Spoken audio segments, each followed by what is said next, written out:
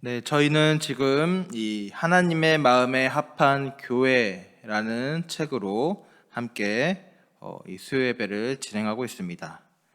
그리고 우리는 지난 4주의 시간들을 통하여 교회란 무엇인가 라는 주제로 함께 이야기를 나누어 보았습니다.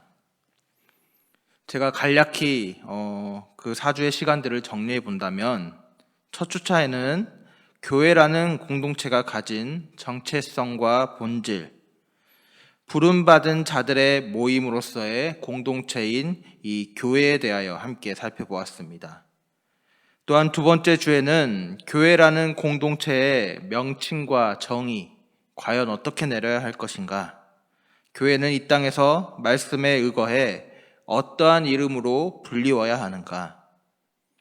새로운 하나님의 백성, 그리스도의 몸, 성령의 전, 거룩한 백성, 이러한 이름으로 오늘 우리의 교회가 불리우고 있는가 함께 살펴보고 점검해보는 시간이었습니다.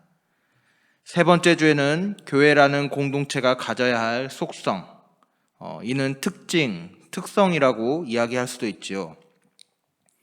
몸도 하나요, 성령도 하나요, 그리고 주도 하나요, 믿음도 하나인 교회의 내적, 영적 일치성을 이야기하는 단일성. 모든 민족이나 인종이나 계급이나 신분을 뛰어넘은 이 모든 것을 초월한 보편성. 그리고 사도들의 가르침 위에 세워져 그 사명과 선포를 계승해야 하는 사도적 교회. 오늘 교회가 가져야 할, 교회가 이 땅에서 추구해야 할 특징과 특성들에 대해 함께 살펴보았습니다. 그리고 네 번째 주에는 무엇을 살펴보았습니까? 바로 교회라는 공동체가 가져야 할 표지. 이 교회의 표지라는 개념은 오늘 유형의 교회, 즉 우리 눈에 그 형체를 가지고 있는 우리 공동체가 이루고 있는 교회가 가져야 할 외적인 특징들에 대해 이야기하는데, 이것에는 말씀의 참된 선포, 또 성례전의 바른 집행, 그리고 교회의 질서와 규율을 위한 권징, 또 모든 생명의 가치와 피조물들의 평화를 추구하기 위한 보편적 교회의 실현을 위한 표지, 또 섬김의 도를 통한 일치의 모습, 이러한 것들로 우리가 이 외적인 교회들이 가져야 할 그런 표지에 대해서 함께 살펴보았는데, 본래 교회가 하나일 때는 오늘 교회들의 이러한 외적인 표지, 특징들이 특별히 중요하지 않았지만, 오늘 교회 안팎으로 수많은 대적자와 이단들이 출현하게 되고, 오늘 교회는 참 교회와 거짓 교회를 구분해 내어야 하는 필요성에서 오늘 교회는 교회를 더욱 교회답게 하는 필수적인 요소들에 함께 고민하게 되며 이러한 표지들에 대하여 살펴보게 되었습니다. 이제 이번 주부터는 교회의 사명이라는 주제로 진행되는데, 교회는 어떠한 모습으로 그 사명을 감당해야 할지 네 가지의 모습으로 함께 살펴보고자 합니다. 그중 첫 번째는 바로 오늘 모이는 모습으로서의 교회입니다. 오늘 예수님께서는 십자가에 달리시기 전 공생의 기간 동안 제자들과 함께 여러 마을, 여러 곳에서 함께 사역하시며 직접 그 사역의 현장들을 제자들로 하여금 함께 지켜보도록 하셨습니다. 그리고 예수님은 때에 따라 제자들에게 천국의 비밀을 알려주시며 그들을 가르치시고 또 앞으로 자신들과 제자들이 겪게 될 일들, 또 앞으로 있을 일들에 대해 그들에게 말씀해 주셨습니다. 특히 예수님은 3번씩이나 제자들에게 십자가의 순환과 부활의 일이 일어날 것을 친히 말씀하셨는데, 오늘 그들은 이 예수님의 십자가 고난 앞에 어떠한 모습들을 보입니까? 베드로는 주여 그리 마옵소서 이 일이 결코 주께 미치지 아니하리이다 라고 말했지만 3번이나 예수님을 부인하고 도망쳤습니다. 그리고 심지어 예수님의 죽음 앞에 십자가의 곁에서 오늘 예수님의 죽음을 지킨 사람은 아무도 없었습니다. 예수님은 그들을 제자로 부르며 나를 따라오너라 내가 너희로 사람을 낚는 어부가 되게 하리라 라고 말씀하셨음에도 오늘 제자들은 예수님의 죽음 앞에 다시금 고기 잡는 어부로 돌아가고 말았습니다.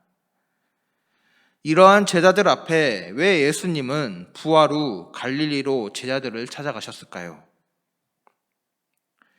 바로 제자들과의 약속을 실천하사 그들에게 다시금 사명을 맡기시기 위해서였습니다. 예수님은 옛날로 돌아간 실패한 제자들을 부르셨습니다. 그리고 자신을 배반하고 자신의 기대를 저버린 제자들을 향하여 내 어린 양을 먹이라 라고 부탁하시며 그들에게 다시금 사명을 맡기신 것이지요. 예수님은 제자들을 만나시고 많은 사람들에게 확실한 많은 증거로 친히 살아계심을 나타내시며 40일 동안 그들에게 보이시며 하나님 나라의 일들을 말씀하셨습니다. 또한 그 후 제자들에게 무엇을 약속하여 주십니까? 사도행전 1장 4절부터 5절에 사도와 함께 모이사 그들에게 분부하여 이르시되 예루살렘을 떠나지 말고 내게서 들은 바 아버지께서 약속하신 것을 기다리라. 요한은 물로 세례를 베풀었으나 너희는 몇 날이 못되어 성령으로 세례를 받으리라 하셨느니라. 아멘. 성령의 세례를 또한 성령을 선물로 받게 될 것이다 약속하여 말씀해 주십니다.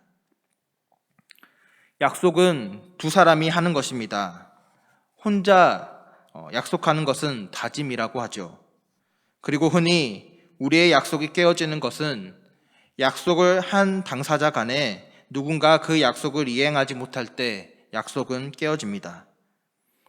그러나 그와 더불어 때로는 그럼에도 약속이 계속적으로 유효한 상태로 있을 수 있는 것은 약속을 붙잡고 있는 사람 중 단 한 사람이라도 그 약속을 기억하고 지키려 할 때 약속은 계속적으로 유효할 수 있습니다. 제자들은 자신들이 한 다짐과 예수님께서 약속하신 말씀에 대해 제대로 이행하지 못했습니다. 예수님을 온전히 신뢰하지도 또한 예수님의 말씀과 그 약속을 믿고 따르지도 못했지요. 그런데 오늘 그런 제자들을 향하여 예수님은 어떠한 모습을 보이십니까? 자신의 약속의 말씀을 친히 붙드사 다시금 제자들에게 그 약속을 이행하시기 위하여 다가오시는 것이지요. 그리고 오늘 그와 더불어 제자들에게 새로운 약속과 사명을 허락하고 계시는 것입니다. 예수님은 오늘 우리에게도 사명을 주시고 또한 그 사명을 지켜감에 있어 늘 함께하여 주시겠다 약속하여 주십니다. 이처럼 오늘 교회는 예수님께서 약속하여 주신 그 약속을 토대로 모이는 공동체입니다. 또한 오늘 교회는 함께 모여 그 약속과 사명의 실천을 위해 나아가는 공동체입니다. 그리고 오늘 교회의 머리가 되시는 예수님은 교회가 그 사명과 약속을 위해 나아갈 때에 우리를 도우시고 우리를 신실하게 지키시는 분이신 것이죠. 그러기에 오늘 교회에 있어 모인다는 것 그 자체는 매우 중요한 것입니다. 그리고 오늘 교회는 그 모이는 모습이 오늘 그 가치를 잃어버리지 않도록 더욱 부단히 애쓰며 노력해야 하는 것이죠. 오늘 본문의 제자들에게 어떠한 모습이 있었습니까? 바로 모이는 교회의 모습이 있었습니다. 예수님께서 승천하신 후 감난원에서 내려와 제자들은 예수님의 약속을 믿고 모였습니다. 그들이 모인 곳은 다락이었습니다. 그들은 예수님께서 돌아가실 때 두려움에 모두 숨었습니다. 그러한 제자들이 이번에는 왜 이 다락으로 모였을까요?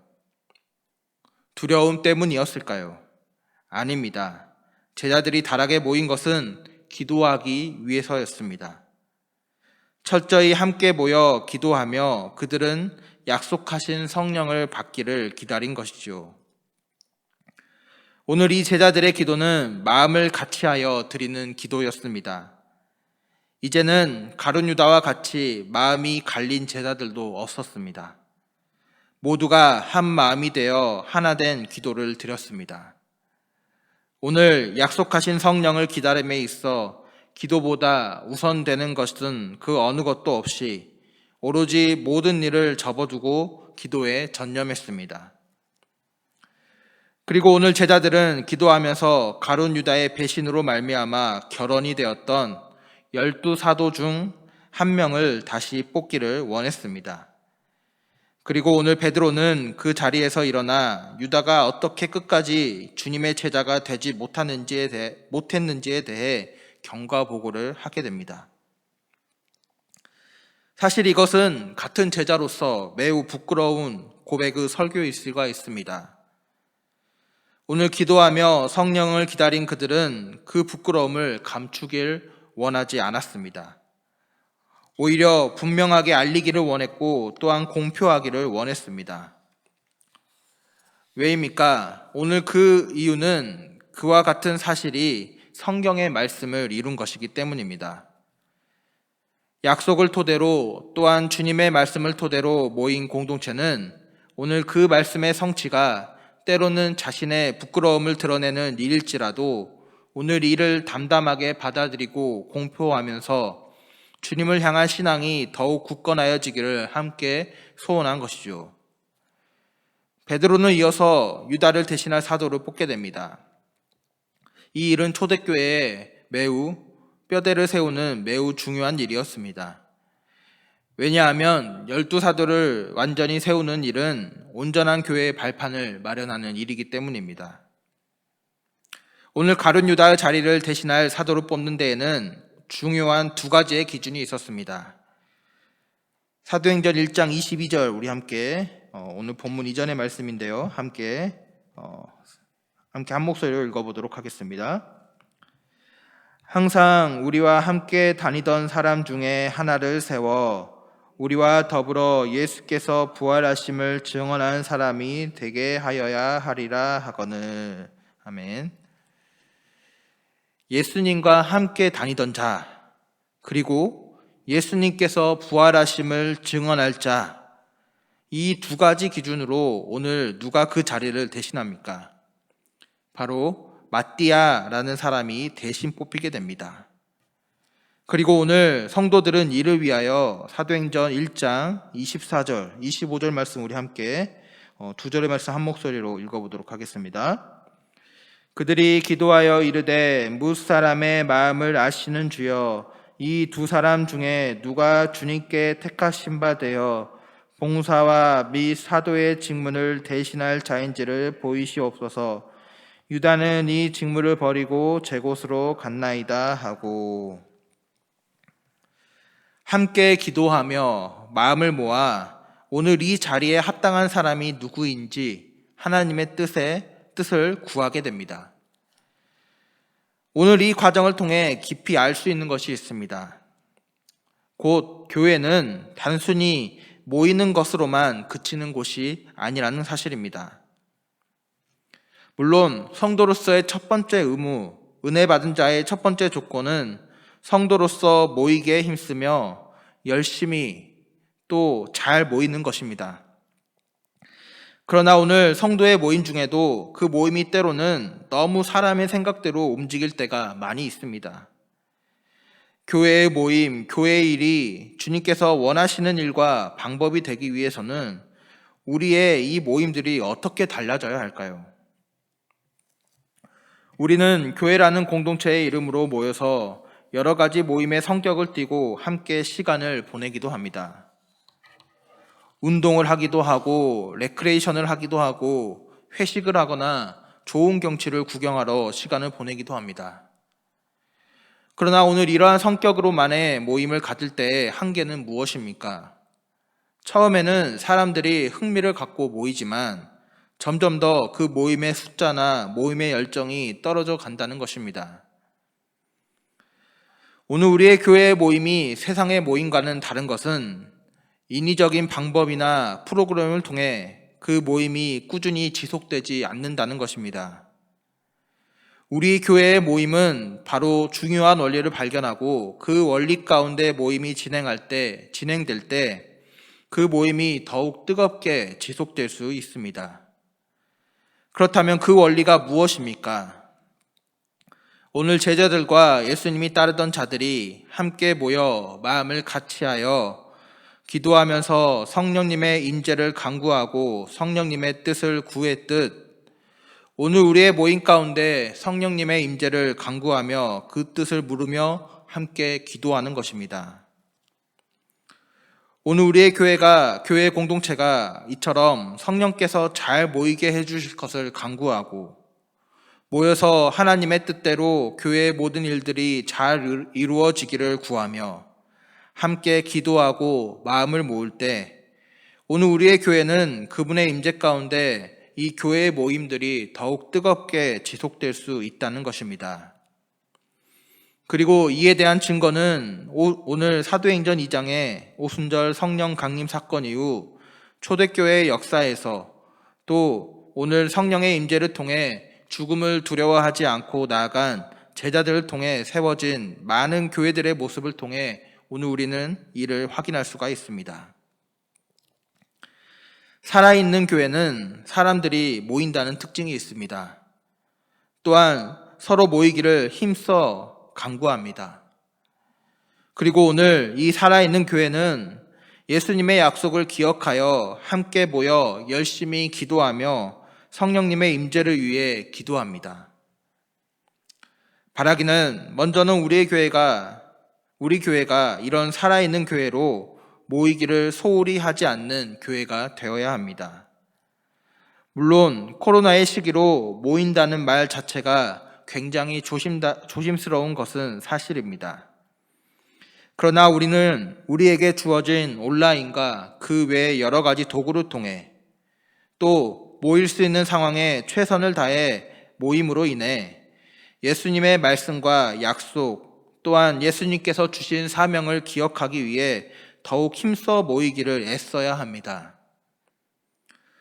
또한 오늘 우리 교회가 살아 생동력 있는 교회로 함께 마음을 합하여 성령님의 뜻을 구하고 성령님이 더욱 뜨겁게 임재하도록 우리는 함께 기도하며 또 간구하고 나아가야 할 것입니다.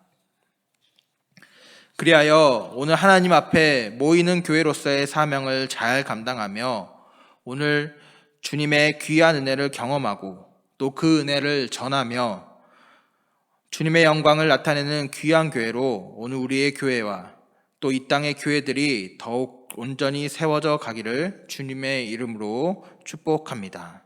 아멘.